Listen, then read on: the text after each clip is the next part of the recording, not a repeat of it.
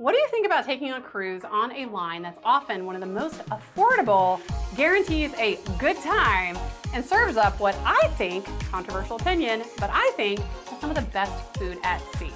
Hi, I'm Melissa, a university professor who loves to cruise and who loves to talk ship.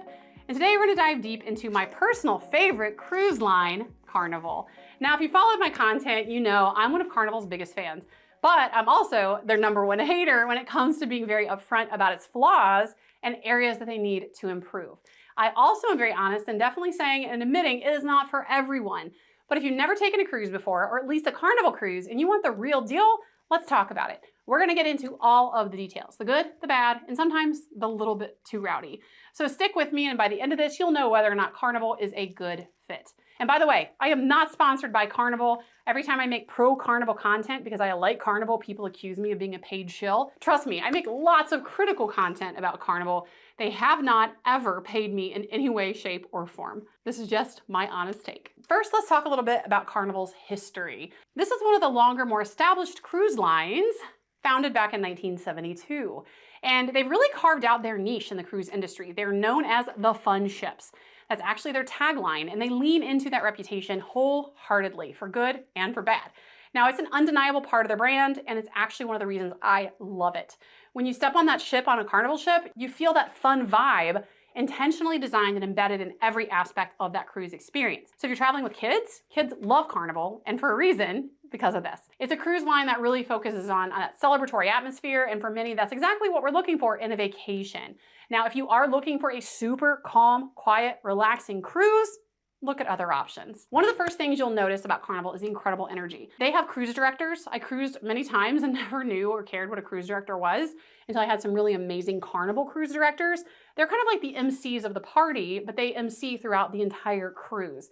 And some of the best cruise directors are Carnival cruise directors. They are great at making those daily announcements. They are masters at getting the crowd hyped during all of the deck parties and the sail away party. And they host theme parties like Carnival's 80s Rock and Glow Party. So they're present, they're kind of like ship celebrities, and they keep the party going, they keep the energy high. Now again, Carnival's not the cruise line where you're gonna find hushed libraries and quiet corners. They do have some libraries, and even those can be loud. But this is a cruise line that is marked by being vibrant and active and, in my opinion, fun. Now, what truly sets Carnival apart for me personally is that fun factor, but I also love the diversity. I love that Carnival attracts a broad range of cruisers, and it makes it a really interesting environment and a really fun environment. Now, I love hip hop music. I was raised on Tupac and Biggie. I still to this day love it. Hip hop is my go-to genre, and if you like hip hop, you're gonna like Carnival because hip hop rules the day. From the sail away party to the clubs, it's very hip hop dominant. Now, if you hate hip hop and it makes you cringe, you might not want to cruise on Carnival because you're going to hear it everywhere. For me, that's a plus, but for some, it's a minus. And Carnival cruisers do tend to be more diverse, and I love that. You're gonna get people from all over the world, all over the country, different ages, different ethnicities, and that diversity I think is a beautiful thing. Now, speaking of not being sponsored by Carnival, if you're wondering how I'm able to cruise so often, and I do typically cruise on Carnival because it is my favorite, I am admittedly a degenerate. I'm a casino player, but only on cruise ships. I never play on land, and I only play on casinos on cruises because I figured out how to leverage the system to cruise free on casino offers. And if you're curious about that, I'm gonna drop a link below, my free guide that explains all the ins and outs about taking free casino cruises, because spoiler alert, they're not free. They're actually very expensive. But if you want to learn more about it, I'll give you my honest take. Now, when it comes to casinos, if you are a degenerate casino player, one thing you should know is about the Carnival casinos. I do not like the fact that Carnival casinos generally allow smoking. Although some of their newer ships, like the Excel class ships, Jubilee, Mardi Gras, and Celebration, they have designated non-smoking sections that there are decently segregated. So unless you're kind of in that mid-section, the smoke overlaps, you can find some pretty decent non-smoking areas where if you're a non-smoker like me, you're not bothered by the smoke.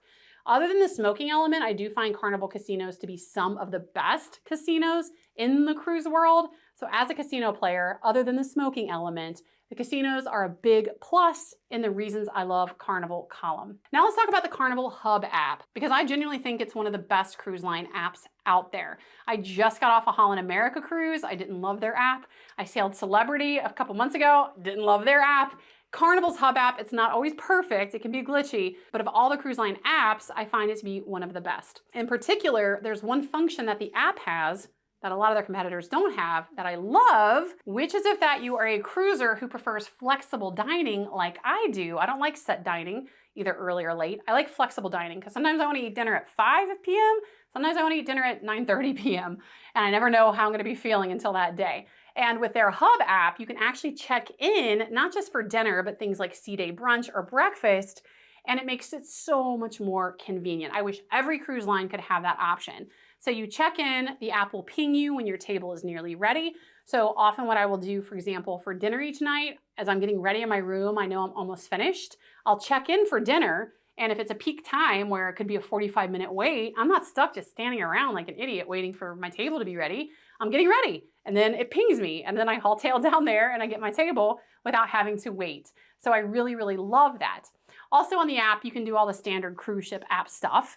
View safety information, plan on your calendar, see the schedule of events. They did recently add points in the casino. So if you are a casino player, you can see your point tally. You can also see your bill. So if you're a casino player and you're like me, you don't want to look at it, it's kind of hidden, but you can see it if you want.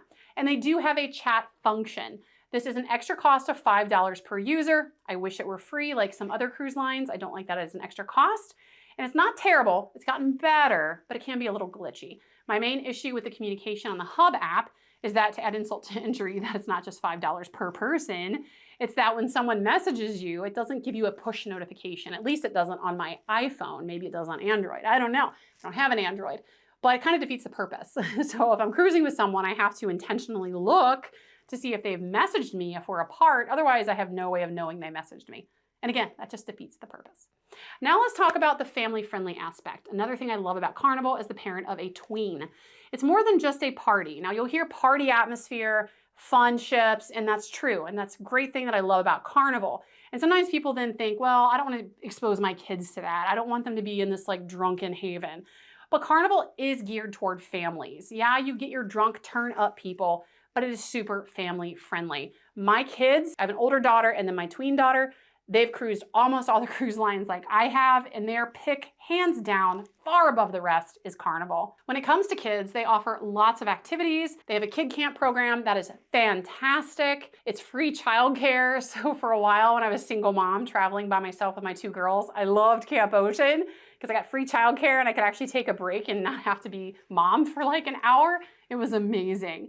And I found their kid camp programs to be really entertaining for the kids and a very safe environment. So I always felt confident leaving my kids, and I still do leave my tween. And she doesn't love kid camp because she's introverted, but I know it's a great option and I'm glad that they have it. Carnival cruise ships are also designed to be family friendly. My tween daughter is water slide obsessed. In taking her on a Holland cruise, for example, there are no water slides at all. Carnival, however, has lots of water slides, even on their older ships, and she always spends a lot of time there and she really loves it. And if you cruise on a newer Carnival ship, they even have things like ropes courses, even a roller coaster called Bolt. Some of their Vista class ships have IMAX theaters.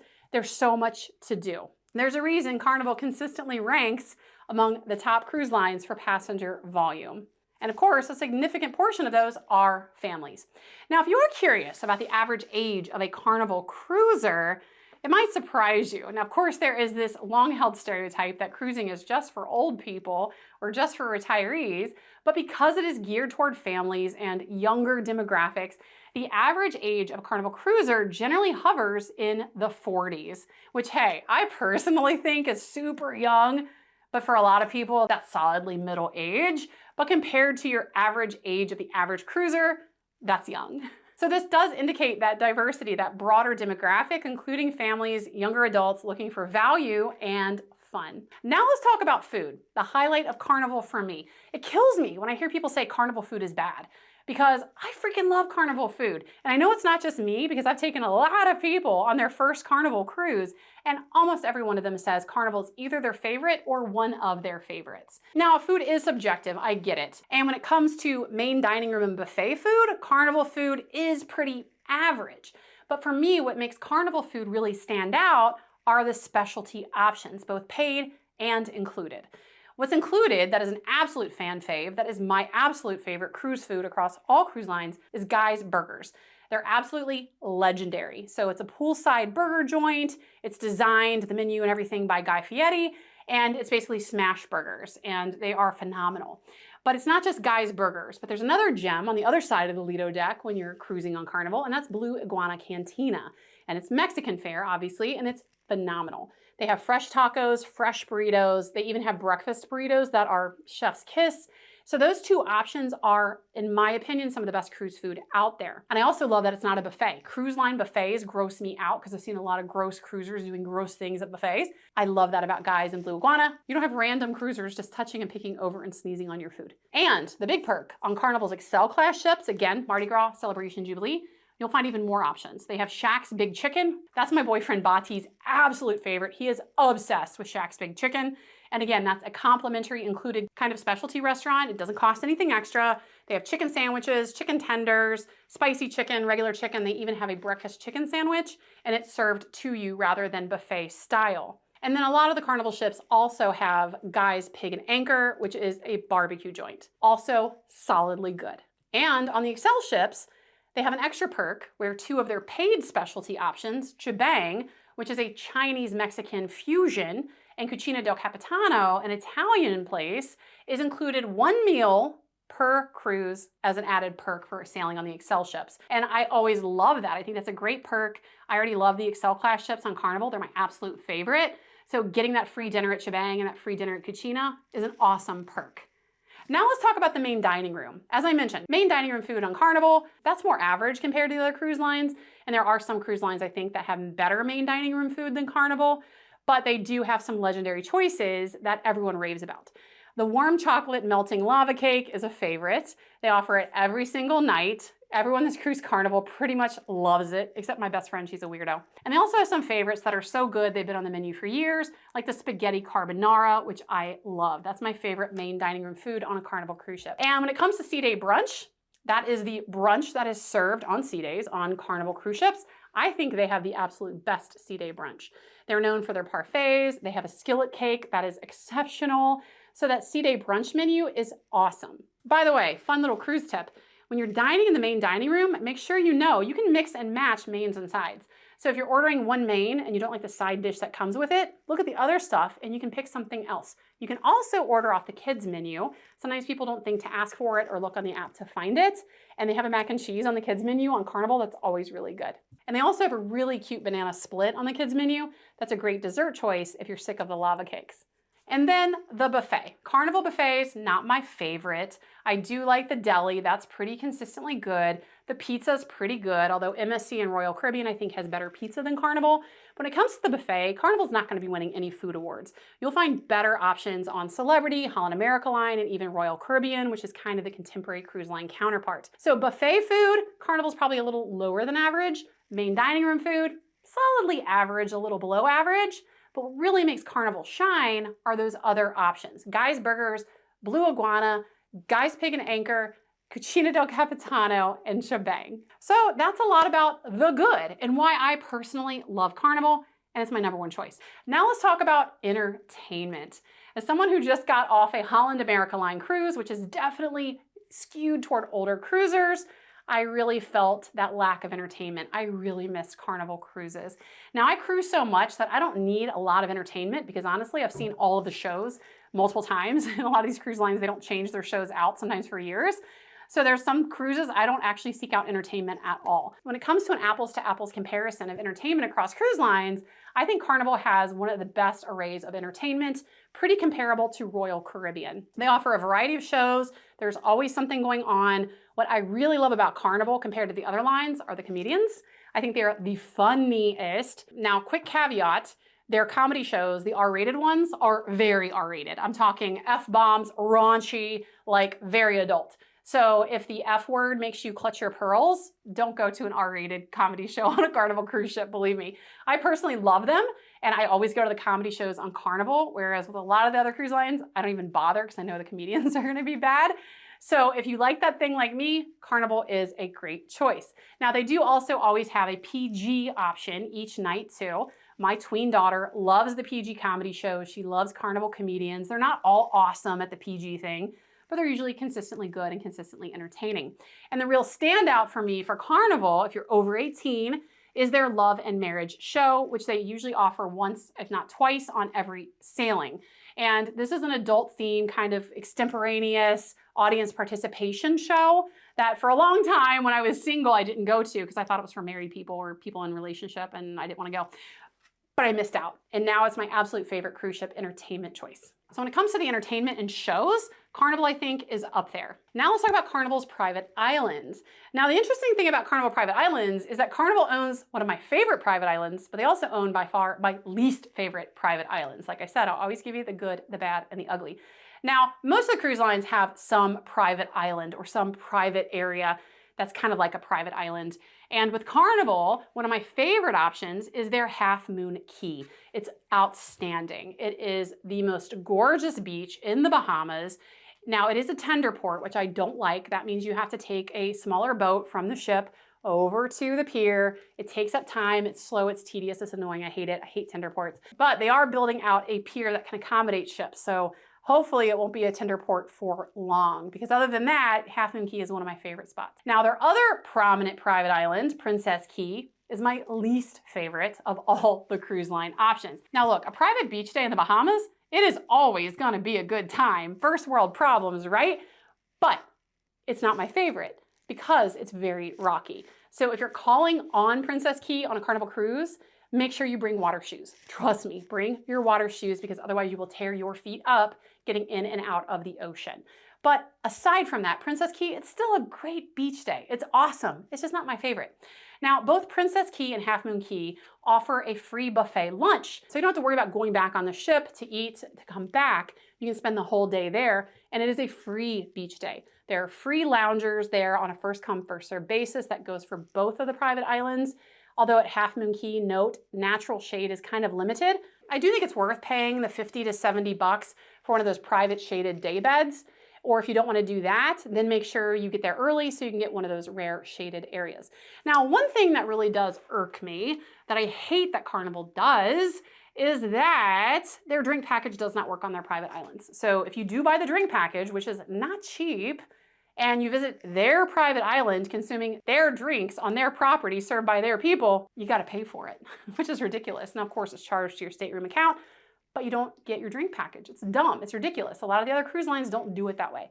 So if I have any quibble with Carnival and things I think that really exploit their cruisers and I wish they would change, that's probably it. Now, when it comes to the private island front, Carnival is soon going to be opening their brand new private destination this summer called Celebration Cay, also in the Bahamas. I actually have a cruise scheduled to go there in July, so check back for my review on Celebration Cay. Now let's talk about the other side of the coin, because I believe in being completely transparent. And as I said, I'm Carnival's biggest fan, but I'm also very honest about the Carnival experience. I love the fun atmosphere. I love the party vibe, usually. But there are some downsides that you do need to be aware of, and I'm not going to sugarcoat it. One common complaint that you will hear, and it is true, is that there are packs of rowdy kids. Now, of course, if you cruise during the school year, it's not as bad, but I've cruised Carnival 12 months of the year, and it's always an issue. Now, I love kids. I'm pretty patient with kids, including my own usually. So this doesn't bother me as much, but it can become irritating because some of these kids are just downright disrespectful. What happens a lot of times on a Carnival cruise is parents want to relax, they want to party, they want to have a good time, they feel safe on a ship, they let their kids kind of go off unattended, they make friends, which is great. My tween daughter has some cruise ship Carnival friends still to this day that she's friends with, but they start to grow in packs. They run around in packs and they pick up more kids as the cruise goes along, and the next thing you know, they're like filling up the hot tubs, running down the hallways. They can be wild and it can really disrupt the experience for others. So that is something that can be a problem. So if you're impatient with kids and you can't handle that, don't cruise on Carnival. And in fact, look at Virgin Voyages, which is adults only. It's an excellent choice. And the other big thing, not going to sugarcoat it, the fights. The fights, they're a problem. Of any cruise line where you're going to see fights and outright brawls, chances are good it's going to be Carnival. Carnival, Royal Caribbean, but more so Carnival. Yes, fights and brawls can happen on any ship. It's happened on probably every cruise line at some point, but it does tend to happen more frequently on Carnival. I personally have witnessed many fights on Carnival ships. Verbal altercations, physical altercations, you name it. So it's not an everyday occurrence, but it's not something that's uncommon either. If I had to put a percentage on it, I would say I've probably seen a fight on about 15% of my Carnival cruises, more than it should be, but not like it's every single cruise. Now, I'm of the firm belief of don't start nothing, won't be nothing. So that never concerns me because I'm not going to be running my mouth and getting into a fight with someone. And I don't like seeing fights. I hate physical violence and it really makes me feel icked out, but I just kind of leave. I just don't participate in that or observe it usually. And the other thing is, again, you're going to see more bad behavior on a Carnival cruise than you are on other cruise lines. I always decorate my door. And I've never had a door decoration stolen from any other cruise line, but it's happened several times when I'm sailing with Carnival. It just happens. I think probably those wild roving packs of children that come and they run up and down the hallway late into the night and think they're funny stealing door decorations and magnets, but they're cheap cruise ship magnets. I don't really care. It's not the end of the world. But when it comes to bad cruiser behavior, honestly, I do think you're going to see it more on Carnival. Now, is that a turnoff for me? I don't love it. I wish everyone could be respectful and quiet and not loud and not let their kids run around unattended. But it's not a deal breaker for me because there's so much I love about Carnival that I can overlook that. It doesn't bother me at all. And it can also be really hard to find a quiet place to relax. I do work from cruise ships. That's how I can cruise monthly. I am an actual university professor. And sometimes I want to take my laptop out of my room, especially if I'm in a little interior room that's dark.